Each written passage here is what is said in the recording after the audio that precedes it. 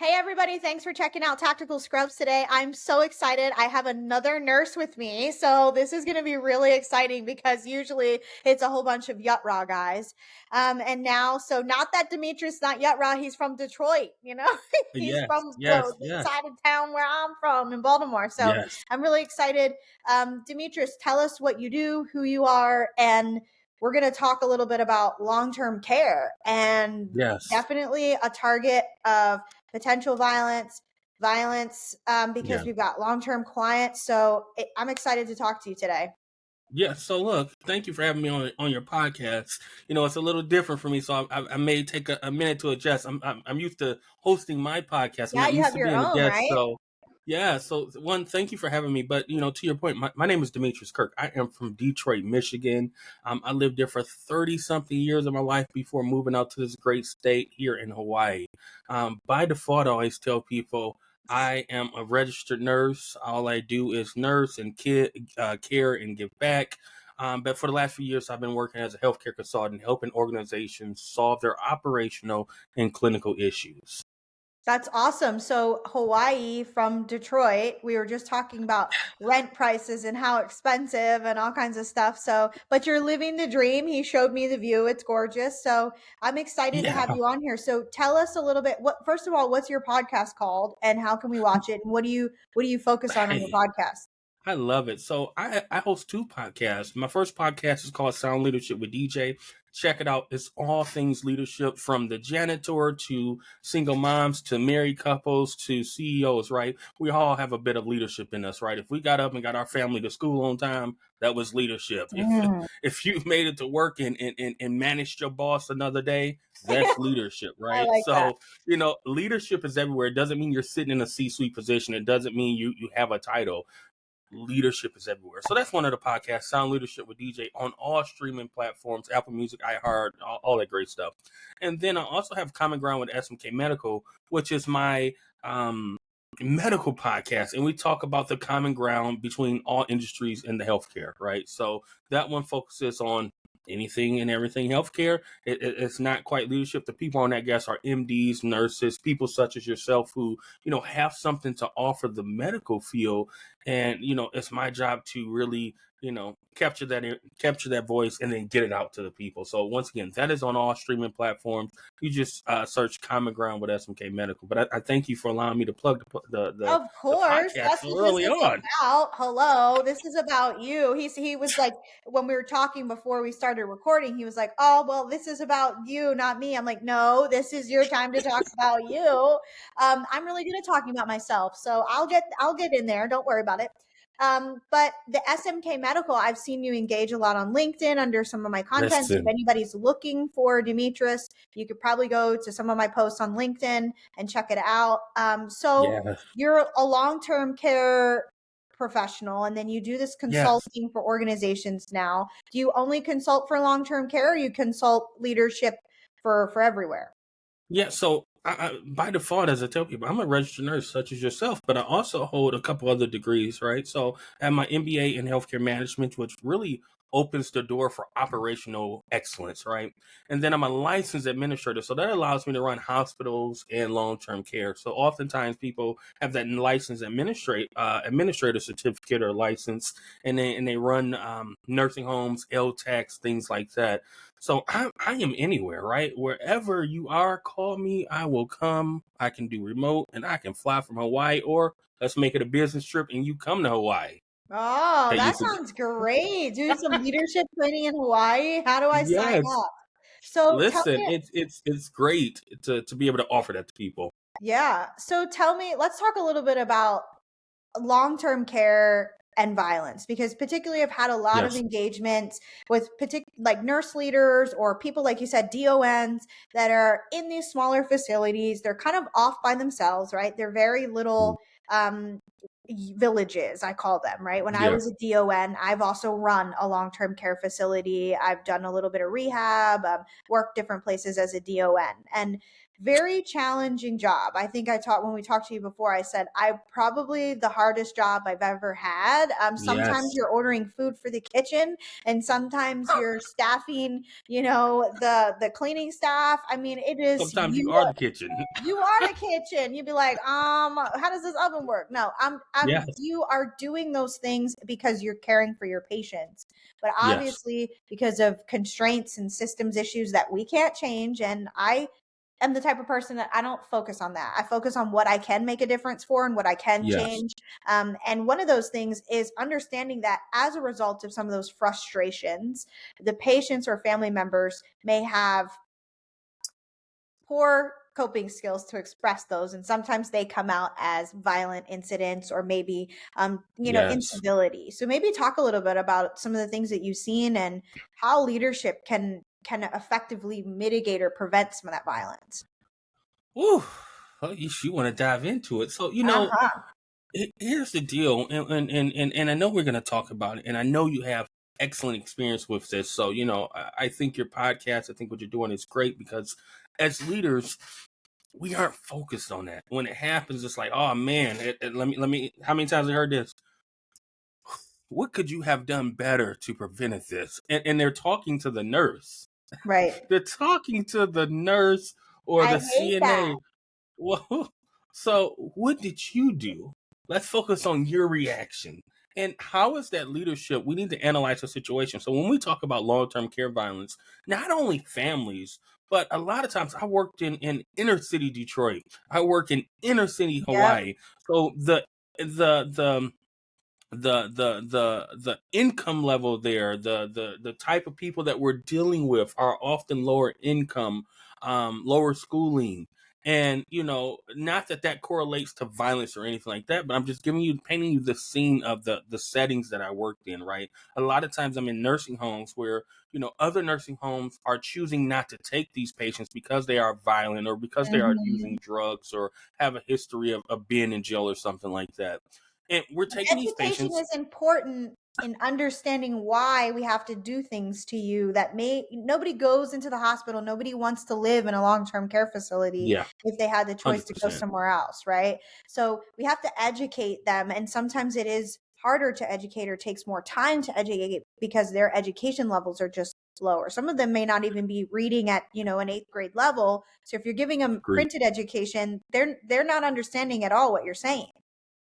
And it contributes to their frustration, right? Because they don't understand what's going on in the medical field, right? You come in and maybe you're using these big words and in long term care, right?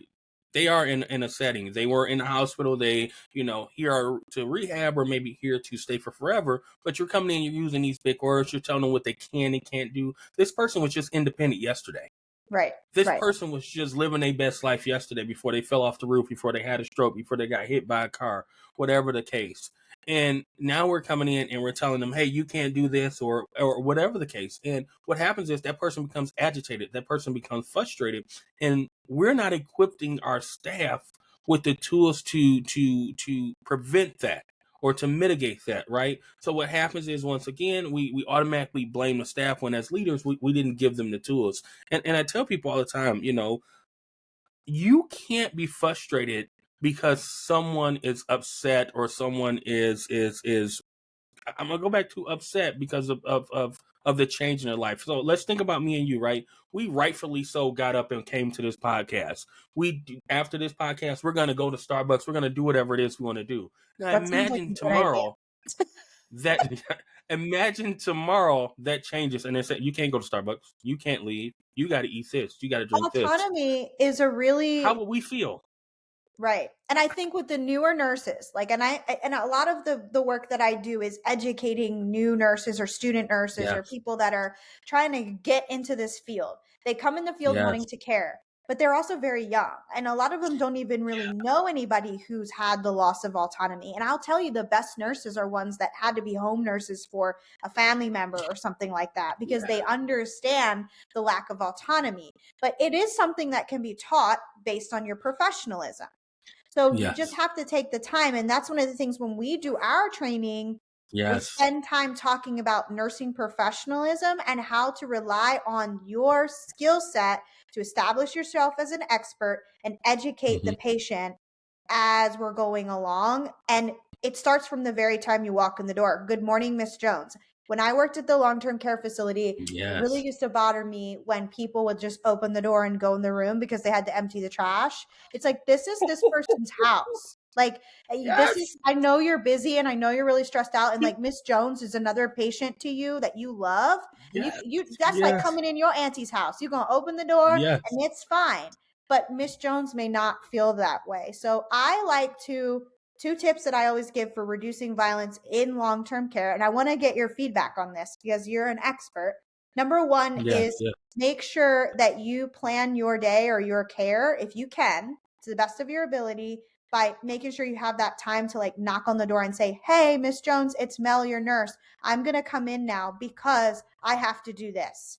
Then Yep. open the door. When you open the door, use the door almost as a barrier or a shield. Peek around the Mm-hmm. door.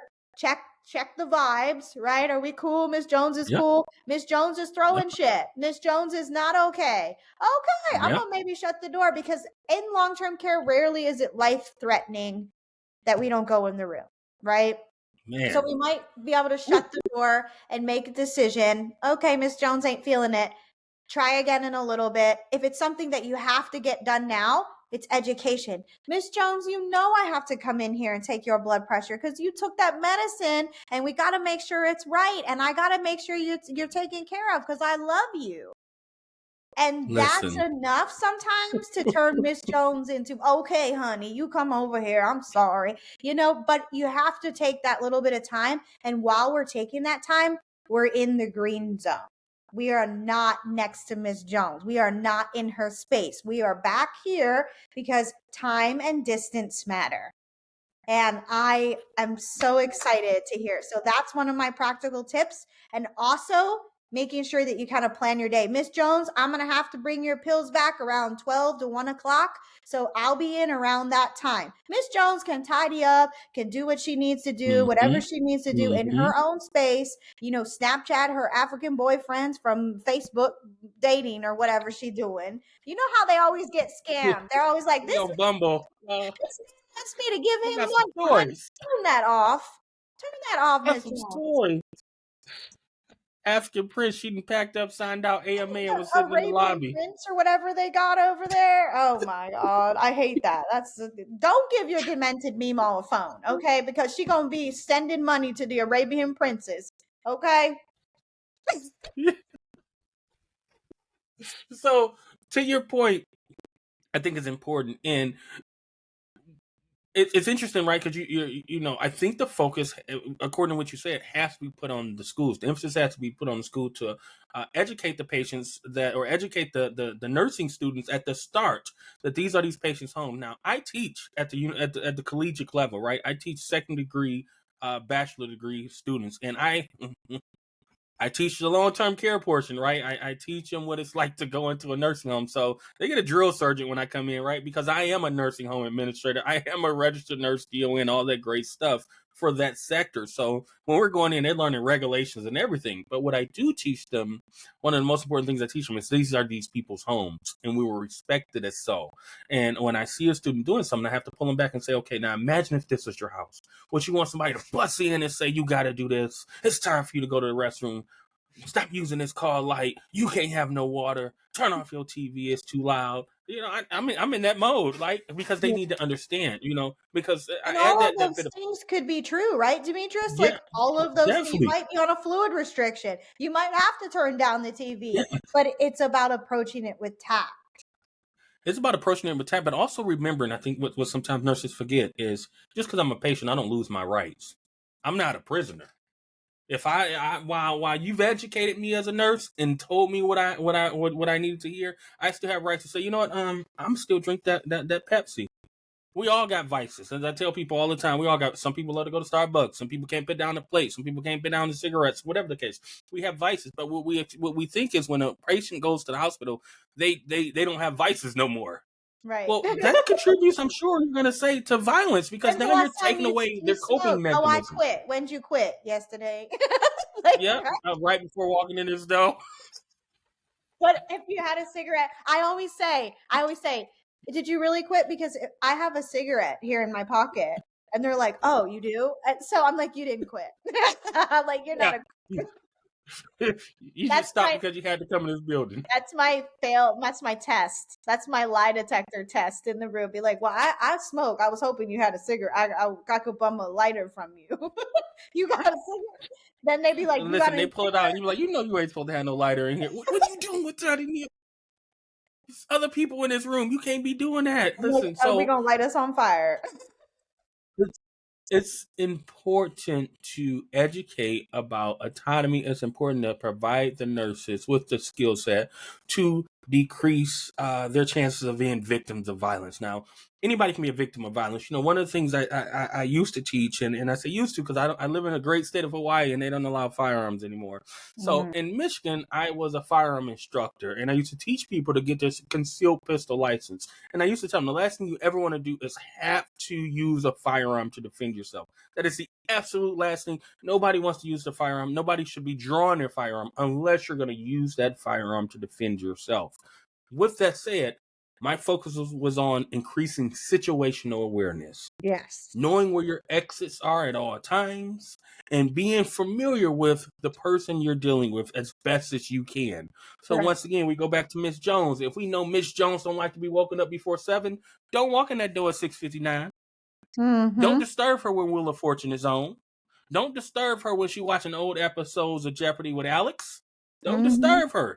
So you Mm-hmm. need to prioritize, to your point, to intervene and provide those interventions before that time or after that time. Because if you disturb during that time, you liable to get that urine thrown on you in that canister. You liable Right. to get whatever she got in her hand thrown at you because you disturbed her and she hasn't been disturbed during that time for the last 20 years. Yeah. And I think that, that's where as employees and as colleagues, we have to protect each other. I always say this all the time. You've got that salty nurse that's like, I know how to deal with violent patients. I don't care. I don't care about putting that report in. Okay, that's fine. But Katie, the new nurse that's going to come in after you, doesn't know how to do that. So we have to protect Katie. We have to protect her too. And I feel Yeah, like nurses are much like military, fire, police. They'll do anything for their brother or sister, right? yeah, And I yeah. think nurses are like that too. And we've kind of had that same experience during COVID when there was nothing we could do. Everybody was kind of dying and we were just there for each other. We were picking up shifts so that you didn't have to be alone taking care of 20 patients. Yeah. You had somebody there. We didn't work necessarily to save the patients in the critical care environments because they were all dying. The long-term care, all the elderly people were dying. And Yep. so we weren't working for that. We were working for each other. And so I try to keep Mhm. that perspective when I put it out there. You can transfer that information before like when you're going off shift. Are there any safety concerns? And it's like, no, they're fine. No, like, remember Miss Jones, like, she does not like to be woken up at 7 o'clock in the morning.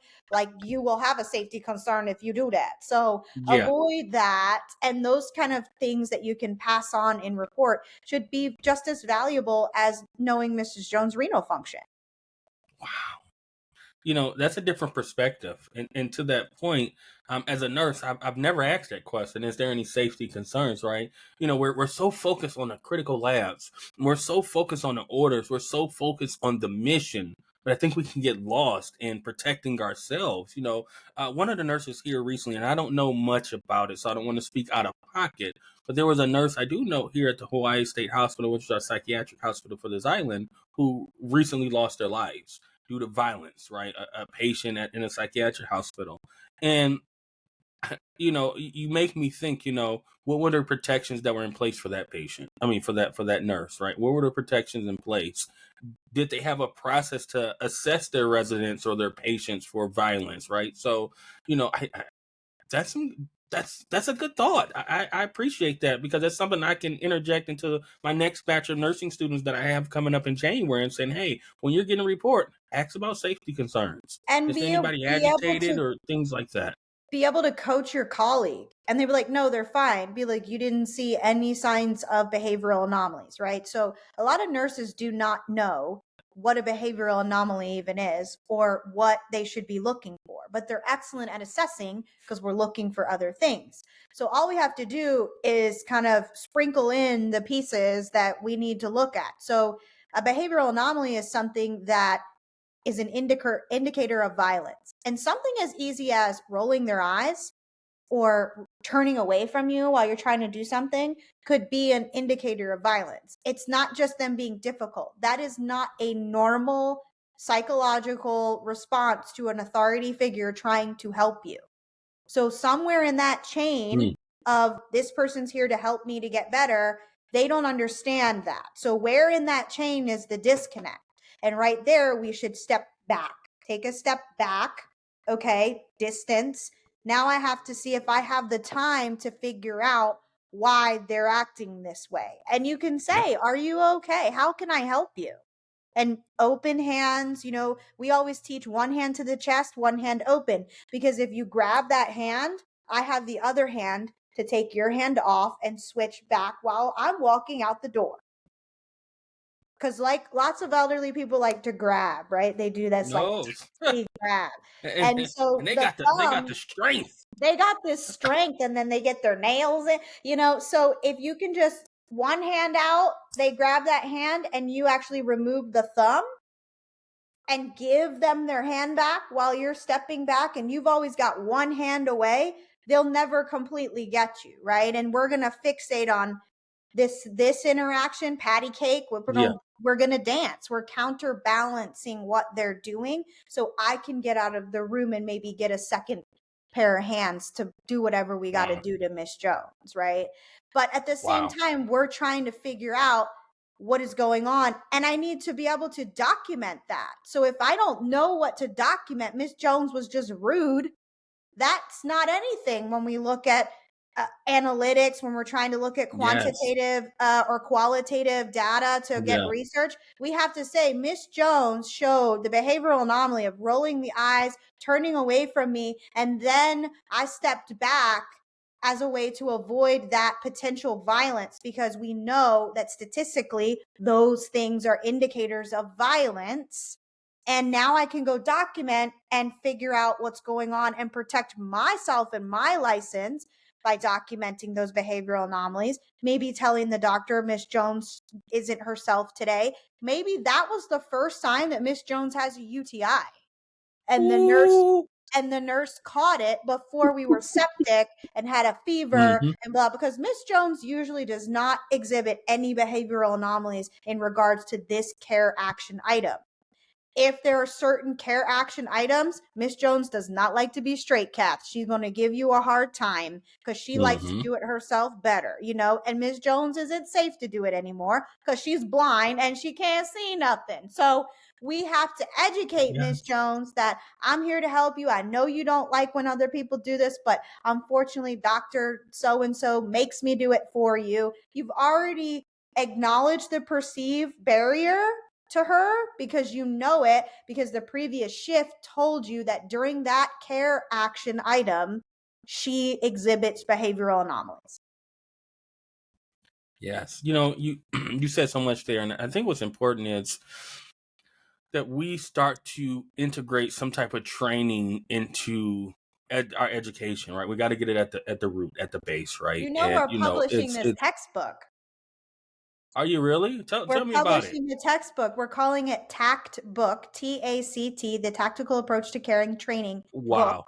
And we're going to have experts. I would love to have you contribute to the Wow. long-term care section. That would be so Oh yeah. cool. Listen, I'm there. I am And there. and so we're going to publish the textbook and push it out and be able to give it to resident physicians, dentists, nurses, Wow. anybody that's in the healthcare field, CNAs, and they'll be able to take a version of this course in school. And then we have lecture support material. And then the way that we do it is we go before the semester starts and we train all the educators together.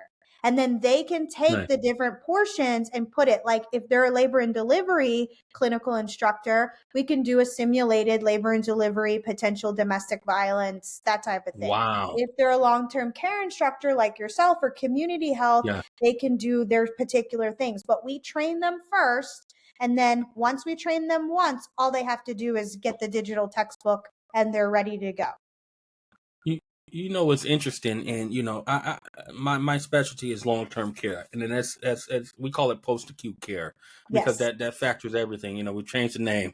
we I like always got to that. make it Post difficult. acute care. Thank you for educating Yeah. me because I'm like an So old stinky ICU nurse and I don't know. listen, so post acute care, and the reason it's called that because now we incorporate everybody, right? Inclusiveness, I'm writing and it down. within post acute care, I did home care, and I think about as a home care nurse, how many Me times I was just too. hired and told to go see so and so in the violent area Yo, I in, worked for this in home care Brightmoor, agency Michigan. in Baltimore and I was the only non-white nurse. So guess whose ass was in Lexington Park every fucking Wednesday to see Miss Hattie L- up in this building in listen, the block? Me. listen, it's interesting because we're hired to go out and do something and we don't understand, right? We don't think about the ramifications of it. We just hired a nurse and told her to go see so and so. How do we keep her safe? Quema How do we teach her badges. to This is a great now time. what This is is why that? I'm wearing this for you because I wanted you to show it's backwards probably, but it says real safe, feel safe. So my friend Ollie is a inventor and he created this badge and it's just a badge reel. I wish I had it. I should have it. It's just a badge reel and you literally can brand it with the organization's brand so it looks like a Hmm. regular badge and then you push it and when you push it it sends a GPS alert to anybody and can Wow. notify like PD, but you have the thing on your phone. And so when you're Yeah. out in home care, we train that if you're with Miss whoever and you got to start doing this motion, how can I help you? Go ahead and push the badge right away because you don't Wow. know what's going to happen after that. The cops show up and you're okay. Trust me, every officer would rather come out and you be fine than rather come Yeah. out and you be not okay because that is something that we can't prevent. And so the patient doesn't know any better. You're just kind of fiddling with your badge. You go ahead and push that, the alert's out, and there's a whole GPS. And it's very cost effective for Yeah. organizations that maybe are privately owned or they're nursing like a nurse that started her own home care Yeah. company. She Yeah. can't afford to go out and buy these big Yeah. solutions Agree. that are out there, but these little badges are really, really awesome. Mine sync to my phone and like the other day we went somewhere like downtown. I was like, I'm taking my Quemo badge. And my security guys Listen, were like, safety is what? number one. Like, why? I'm like, what if I need help? They're like, just call us. I'm like, what if my hands are tied? I'm like, they're like, have you learned nothing from us? I'm like, oh, okay. I think it's important because something needs to be done. So kudos to your friend you for putting this course together, putting your platform out there, and then sharing it with the masses to educate nurses, educate healthcare providers to be safe. If your training, and I'm sure you feel this way, has deterred one violent incident, it's a win. If Yes. your training, saves a nurse from possible death, harm, or saves a physician from possible death or harm, it is truly a win. So kudos to you for just, putting something together, sticking with it, right? I know starting a business is challenging and getting your vision out there is challenging. And the Yeah. amount of no's that people will say, especially Especially C-suite being a leaders, we don't nurse. we don't need that, right? But your vision is to continue to inspire and empower people and give them the tools they need to be safe. So kudos to you and your team for doing that. Kudos to whoever came up with the batch because it is something needed. All home care, it sounds like all home health nurses should have it, and people who are interacting with the public, right? Because if you're interacting with the public and you're somewhere and you can't get out safely, that might be the last time we hear from you. Yeah, yeah. And that's the major concern. Like I've seen a lot of like retail issues. Like someone was at Macy's in New York City and they stabbed two of the retail security officers. It's like there's simple Wow. things that they could have had like Bite Pro protection, slash proof Mhm. protection or there's so many different options out there. It's just I think organizations are so overwhelmed with like, what do we choose and when do we use it and how do we get the policy and procedure? I was just talking to a canine company. So there's this incredible canine company that was founded by an executive protection gentleman. So he's right in line with what we're doing and our whole ideas and visions, because EP is much different than regular policing, right? You have a gun, Mm. you have a badge, you've got like, you have presence. Executive Yeah. protection folks are protecting guys that are usually in high profile environments, and they can't just body slam them to the ground. They use Yeah. a lot of soft skills to prevent violence. And that's what nurses are really great at. So I thought to myself, if I'm going to find somebody to help me, it's got to be EP. They're the folks. They're like the Blackwater, old Yeah. operators that are like all gung ho, best of the best on that side. But then they Yes. also have excellent customer service and soft skills because they have to. So that collaboration of all the tools that they've taught me is where the program came from. So that makes this approach much different than traditional cop coming in teaching how to restrain somebody, because that just doesn't work really well in healthcare. And that's why, despite the Yeah. efforts that these other companies have had, their violence rates are increasing because the approach is at the wrong angle. And it's not hard to Interesting. adjust those approaches. Like, I always tell organizations all the time, if you already have CPR, you already have Vistalar, you already have all these other the de-escalation companies, you can use them. You just have to position them a little bit differently. And that's where having a leadership expert or a workplace violence expert or threat assessor can come in and say, like, yeah, that's working, but we can enhance it here or there. And providing really cost-effective training is important, because then it leaves them open for the budget to buy Quema badges or to buy Yeah. weapons detection systems or camera AI capability. The technology out there is Yeah. so mind blowing. I go to these Wow. conferences, right? And everybody's got like their tech stuff in the back, and they've got like little, now they're putting out like little stress balls. Everybody gets stress balls, Yeah. I guess, because they know in healthcare we're stressed the fuck out. I don't know. But everything is a stress ball, And I'm back Yeah. there like, looking at all this stuff, and they're like, you're so amazed. I'm like, no, I'm a nurse and I like wipe butts and save lives, but this tech Yeah. stuff is so cool. And I spend all my time back there just chit-chatting with them all and figuring out how I can help Wow. them get their solutions out to nurses. Because once nurses Yeah. know that there's a company that provides canine, once nurses know there's a company that's doing something to solve this problem, they'll write letters to the administration. They can actually Yeah. say, Yep. other than just striking and standing on the corner with a sign, they can say, here's something that works. Here's how much it Here's the costs. solution. Here's a solution. And that's what's going to be in the textbook. There's going to be a technology section, and Wow. all the tech companies can feature, just like when you do like renal and you're looking and Yeah. you see like the dialysis machine on the side, it's like, this is a patient's Yeah. dialysis machine. And it's, and it has like Philips on the corner, Yeah. But when you go out, you might see a different type of technology, but Definitely. you've at Bet you least know the read about brand.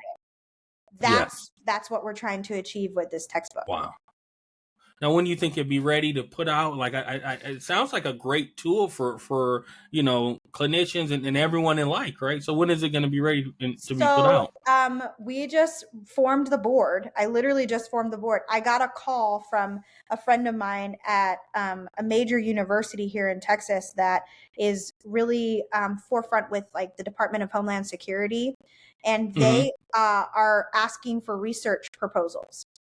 Wow. So I was like, I would love to do research around this textbook, and then using that research, push it to OSHA to say, look, there is a standard approach to workplace violence, just like CPR, that Yep. will save lives. And then people can build on that. You can put those other skills on top of this basic core course.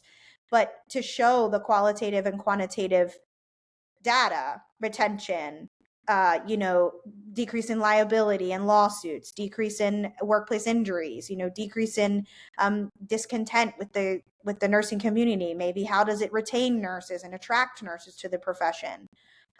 So that's what we want to measure. So now I think it's due like December 20th. the Wow. research proposal. So now I'm trying to Yeah. get all the pieces together. So we decided we're going to form a nonprofit and put the textbook under the nonprofit, and then people can donate to be a part of it, and then whatever revenue comes from that, the folks that contribute can get a portion of that revenue, that comes from selling the textbook. But ideally we just want it to be a resource. So I'm thinking that if we can get I just filed this morning for the nonprofit status, so I'm like, Congratulations. yes, a whole $25. It was really, it was really strategic. But, of course, with the Yeah. holidays coming, I'm like Yeah. concerned. I'm like, oh my gosh, how long is it going to take? But I was looking it up and I asked an accountant friend of mine, and she said that any donations that are made from the time that the company is formed until you actually get your status, everyone can write those off. They will retroactively write those Okay. off. So they Yeah. still will be tax exempt as soon as the status comes through after the holidays. So I'm like doing a Wow. little bit of a little crowd fund here. So I'll definitely send you the link, and Yeah. Yeah. anybody else that's interested, we'll put the link in the show notes here, and you Listen, can that's what it is. definitely I'm proud donate of to you. the textbook. Thank you. It's been 4 years of me staying up all night because I read an article about a nurse that was hurt, Hmm. and taking me back to those times that I've been assaulted. And, I think that it is hard to start a business. I quit my Yeah. day job. We've got 5 kids between me and my Wow. boyfriend to support, and Yeah. we run 3 businesses, and it's just Wow. very busy. But I think that it's something that we can fix. I can't fix Yeah. staffing. I can't Yeah. fix revenue structures. I can't fix these big systems issues, but I Yeah. can help nurses get the tools to protect themselves. And people ask me all the time, like, how do you know this stuff works? I'm like, because I've been using it. Like, I was almost stabbed 2 weeks ago at the bedside. Patient had a Wow. knife. Yeah. He was transient. He was coming up from the ED, didn't take his clothes off, all the things that set us up for failure. We go in the room and he is like, the nurse is screaming and the knife is out. And because of my training, Yeah. I was like, okay, I know what to do. Like, I felt like I knew what to Yeah. do. I was like, You maybe had I'm the going to get skills. cut. Like, I'm probably going to get cut, but I have Yeah. a Bite Pro jacket. So I keep that jacket with me. So I just Wow. ran, like, I literally was like, back up, back up. And I made her like back up to the door. I got my Yeah. jacket off the chair. And then I went, and I knew he couldn't cut me through that stuff. Yeah. So I kind of was able to get control of the weapon enough to where I had his arm, and I said, okay, now she wasn't trained, was the problem. She was Wow. like Yes. panicking, and I was like, no, no, no, I need you to get it from him. She's like, what? What do you mean? And so, like, I'm trying to coach her while I got this While guy, you're dealing like, with and the he only had situation. one leg. In his defense, he probably would not have been able to run after me. So, like, I wasn't that scared. He would have had to hop, but still, like, he was still at a knife. Okay. So I was holding on to the arm, trying to tell her how to do the proper, like, thumb release thing with a knife, Yeah. and how you kind of start up here and then walk your hand down and then pull that, so he'll drop it on Yeah. the ground or wherever. She didn't. We tried. She did her bless her heart. This poor little snowflake. She was so scared. Poor thing. I was like, Oh, oh, she's oh. like, just, I was like, okay. I was like, it's okay. She's like, Yeah. okay. I was like, do you have other meds you need to give for your other patients? I think I should take this patient for you. And she was like, yeah, okay, okay. And we switched assignments. Wow. Wow. I But was, and that's then what I we got do as bit by a nurses. patient's dog the same week. Wow. See, but that once again, that's what we do as nurses, right? We put ourselves in situations sometimes that are not the best. So any type of training, such as the training that you offer, I think is going to be key to the success of healthcare system. With everything else going on, like you said, we're dealing with staffing issues, we're dealing with all these other health issues and quality issues. But what I love about your approach is you're tackling something that we can work on, we can fix. Now, if the Yes. organization chooses to not address it, that's up to them. And it's like me when I deal with organizations, you know, I approach it from a quality perspective and from a revenue perspective. So when I get leaders to say, "Oh, we're not interested," I say, "So what you're gonna tell me is you're okay with your 1 star? Well, we don't have the funds. Well, you didn't even ask me how much my service costs. So you automatically wrote off that you were okay with this, and it's okay. I'm okay with that. But I'm providing a solution to a problem that I know you have, and it's up to you to want to address it, right? Because how long are you going to let this weigh you down? To your point, right? No one wants to work with somebody who got stabbed. I mentioned the nurse here in Hawaii. Well, I know someone that works there, and they have not been back to work since. You know what is so ironic to me? I got a call from a university um, after the New Hampshire hospital shooting. They had some students that Hmm. were in the building during that time, and the students were scared to go back. First of all, that situation, because of the structural upgrades that were made, saved many lives. Like that hospital did what they were supposed to do at the recommendation of whoever recommended, and I'm hoping it was their security director or somebody like that. But they had made structural upgrades to enclose a formerly open area and put bulletproof glass. So Hmm. all the security officer had to do was keep that guy inside there to protect everybody, Yeah, and he did. And unfortunately, he lost his life because he wasn't armed. But he could have had a dog or something else too as a resource. But what I told them was this organization handled it as well as they possibly could have. So if you're yep, at an organization, it's very safe. But my concern was like they nobody thinks it's going to happen to them till it happens to them. So like one of my side hmm, hustles, right? We do structural upgrades and design for churches and like private schools who maybe don't have the funding to hire like a full threat assessor or like all these big things. So I can pick up the phone and make a phone call and say, "Hey, this is what I see.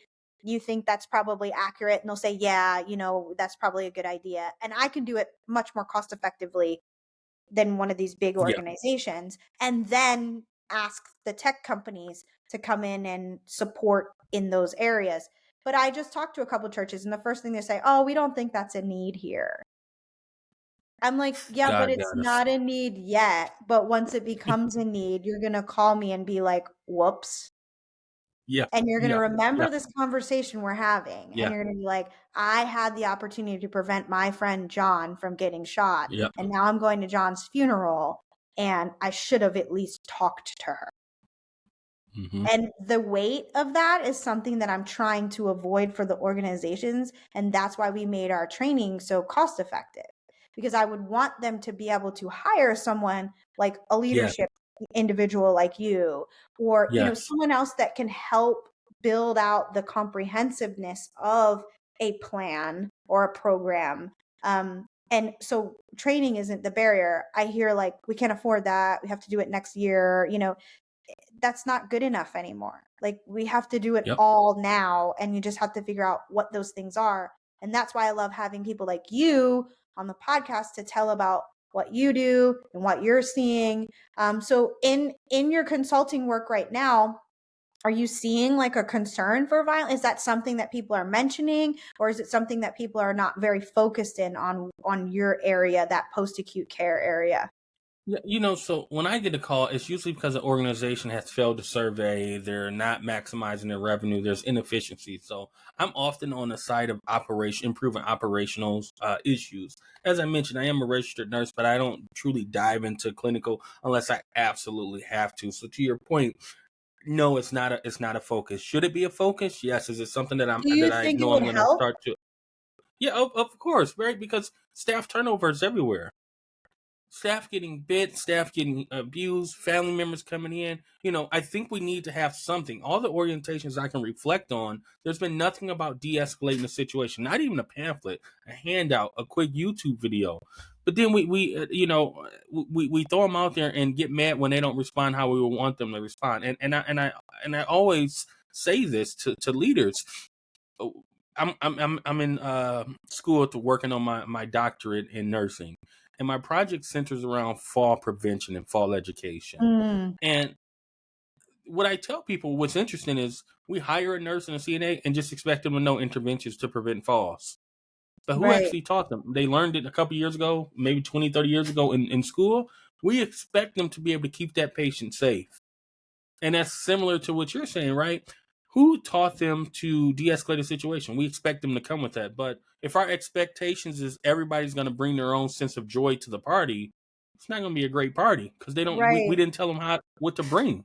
So, in your experience, I hear a lot on my side is like, how do we don't have time to educate. How do we push the education? And what we developed was like a bedside, education program to where you've got coaches that work for you at your organization Mm-hmm. and you can coach on your timeline. And we strategically drip out content online. And then those coaches kind of meet up and do huddles and, hey, you guys all watch the video from Mel. Like, let's talk about that and let's see if we can simulate some of that today. And so I think that approach, what do you think about long-term care? I know a lot of times when a CNA starts, they're ready to get to work. Everybody's ready to get to Yeah. work because they need the help. So like having the time for education, I think is a hard thing. But we are required as providers or organizations to make sure they have 12 hours of CEUs for CNAs, right? So we can incorporate this into, or 12 training hours, right? This can be an hour. We can make it happen. Here's the deal. We're either going to catch it on the front end or the back end. And the front end is us doing something about it. And the back end is we're being told to do something about it because something has happened. And we all know CMS is out there. CMS will come out and cite you, and you have to write a plan of correction. All the time. Not all the time. I'm not going to say all the time. There are situations where you'll get an F tag, right? A federal citation, right? In the 600s, those are abuse citations. And it happens because the nurse, the CNA, the janitor, the maintenance man didn't know how to de-escalate the situation. Maybe they came upset and they, moved the patient, right? And touched the patient with their hand. That can be seen as a sign of abuse. Maybe they spoke out of turn and said something they shouldn't have said. That is abuse. But maybe if they had the proper techniques to de-escalate and to calm themselves down, we wouldn't have that allegation of abuse. We wouldn't be writing a plan of correction. I mean, so many things, right? Emotional It's a regulation yeah. is like the first thing that we teach. And what I'm seeing in these other training programs that I felt I didn't learn till I worked with the EP guys was it was not really about them and what they were Mm-hmm. saying and how could I approach them differently. It was about me knowing that I had the skill set to manipulate them. Like, Yep. okay, Miss Jones, I know you're frustrated, and Yep. acknowledging that she just said a racial slur because she's frustrated and she's upset and she's lost her autonomy, so Yep. she's trying to manipulate, and she's not going to manipulate me because I'm I'm a CNA. I'm a professional. I'm sacred. And you ain't going to do that Yep. to me, Miss Jones. I got to get to my lunch. I got things I need to do today. I have a plan. So that ability to understand that and not take it personally, but it's not about detaching from the patient. It's about reconnecting to the patient and Mm-hmm. loving and caring for the patient behind the behavior. And a lot of times these police officers, in order to do their work, they have to detach because they are doing sometimes really difficult things with people, and they see them Yeah. in their homes and in these environments where it's scary. So they have to Yeah. detach to protect themselves and their colleagues. So they teach this detachment style of mitigation. But healthcare workers' greatest skill set is their empathy. So if we can teach tactical empathy and how to reconnect and Wow. establish ourselves as authority figures and that I care for you and I love you, the patient sometimes is able to be manipulated. Keyword is sometimes. When those times are not appropriate, we have to Yeah. know how to protect ourselves so we don't become a victim, and then have the policy and procedure in place to support our decisions to remove ourselves from the room. Because if Miss Jones was getting crazy and throwing stuff and pinching and hitting and biting, but Miss Jones falls on the floor, now we've got a fall and an issue. But if we had identified proper behavioral anomalies, we Yep. determined the scene was not safe, nobody in their right mind is going to say, well, you should have prevented Miss Jones from falling anyway. No, I have the education. I have the policy and procedure that supports me. I had a second person come and look. Like, we verified the behavioral anomalies were there, and we tried our best through our training to help coach her or counterbalance them, but we were unsuccessful. And it was better for me to remove myself from the room before Mhm. I got hurt, because I'm responsible for 17 other patients down this hallway. And take it a step farther. You're responsible for your household. You're responsible to get home safely. You're Yes. responsible to your husband, your wife, your kids, your dog, your cousin, your auntie, your mom, your grandma. This is a job, but you have real responsibilities after you leave that building, and you're responsible to those responsibilities as well. So having the training to remain safe and go home at the end of the day, I think, is the end game. You want to go home at the end of the day just as you walked in there freely. Right. And you want to be able to document it appropriately. And being rude is subjective. My Yeah. rude is different than your rude. But if you Yep. have a behavioral anomaly that we've noticed, that's not subjective. That's objective. She rolled her eyes. She turned away from me, refused to remove the blanket so I Yep. could provide care. So then I couldn't give the blood pressure medicine. Then she did unfortunately have an adverse reaction to that. And I attempted times 3. Like you're preventing the problem before it starts, and a lot of times it Yeah. is just about the approach. I can You I know can what? get most patients to do what I need them to do. You know what? You're 100% with it. It's all about the approach. It's all about communication. So I think that you are on to something, and I'm excited to, as we've talked about, figure out where we can strategically partner to help encourage and promote each other. But uh, I just thank you for the opportunity to allow me to come on your podcast, and I thank you for the opportunity to allow me to share, what I have going on at SMK Medical. So I was I gonna allow say, you you gotta to. give us all your social handles and everything. How do we get in touch with Yeah, you, Demetrius? If I am interested in bringing you in to do some quality enhancement, I'm interested in bringing you in to do some leadership training, maybe even some yeah, education for my staff. yeah. So the website is easy. smkmed.com. We have the URL SMK Medical, but some people can't spell it all through. So I just shortened it down to SMKMED, 6 letters, right? I love that. smkmedical.com. And you can go to that site. You can peruse our services. You can always give us a call. Our direct number is 313-314-8267. I'm on LinkedIn. My LinkedIn handle, you ready for it? Is I'm a ready. servant leader. So you just type a servant leader, and there's a picture of me, a servant leader. I love So that, and I will definitely repost this and get you out there for you. He's engaging on a lot of appreciate. our content, and I'm really grateful for your time today. And I'm gonna come Yeah, to Hawaii and visit you, and we're gonna do you got to something see that whale awesome. you're looking at. You're looking for a whale. You got to come down and see it. This is first of all, this is the time. If people don't know, this is whale season right now. December, So right? Like yeah, Christmas area, the whales come in yeah, because they're coming into like while yeah. they bred, Mate. right? Yeah, Yep. they're breeding. I wanted to be a marine biologist, but my dad told Listen. me he wouldn't help pay for school, so I had to be a nurse. So I ended up being a nurse, and I Mm, one day want to start my own like ocean fund. So wow. I will be a Keep marine winning. biologist one day. I'll be like, Dad, I'm a Listen. marine biologist, or I'll sponsor some marine biology. Just keep winning, keep doing what it is you want to do. And, when you're ready to come to Hawaii, I will be here, bells and whistles on. I think that, um, for me, living in Hawaii is great for me. It is where I need to be. Like I said, I'm originally from Detroit, Michigan, and stepped out on faith and moved here to Hawaii. So it's where I need to be. And working as a consultant, I'm able to work remote, so I can consult from the beach, provide you the expert opinion, and then go snorkeling. I love it. I love it for you. Well, thank you so much. And we will be in touch soon. I will put Yeah, all of your social handles and links in the show notes. And this will be thank on you. Spotify as audio, as well as on YouTube. We'll cut it up, make some shorts, and you'll be able to do whatever you want with it. So we will Thank you. talk I again appreciate the soon. opportunity. Thank you so much. And I hope you have a beautiful day. Mahalo. Yes. Mahalo.